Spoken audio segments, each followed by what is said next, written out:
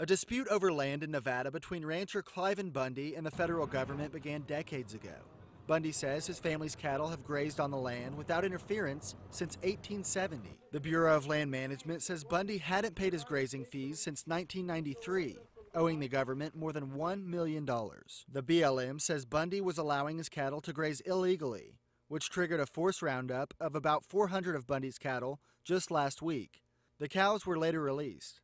Organizers with the Oklahoma Militia say they have members in Nevada who say Bundy's cattle were unlawfully rounded up by the BLM. Evidently, here in America, you don't actually own the property anymore, if you ever did. The roundup sparked an armed standoff, but it wasn't the Bundy family who owns the cattle. It was militia members from across the nation going up against the BLM.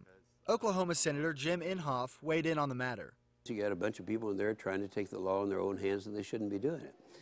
And the Bureau of Land Management is not really it's not government owned, it is publicly owned, and there's a big difference there. And so I blame both sides on that. Here in Oklahoma, militia members say they have nearly 50,000 volunteers. Members say they are taking Bundy's side and fear this governmental practice could spread to the Sooner State.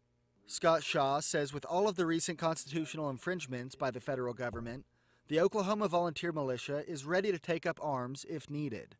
It's up to the feds. The ball's in their court. You know, it depends. You can do this legally, or if you want to try to do a land grab violently, you can do that. We're going to resist you.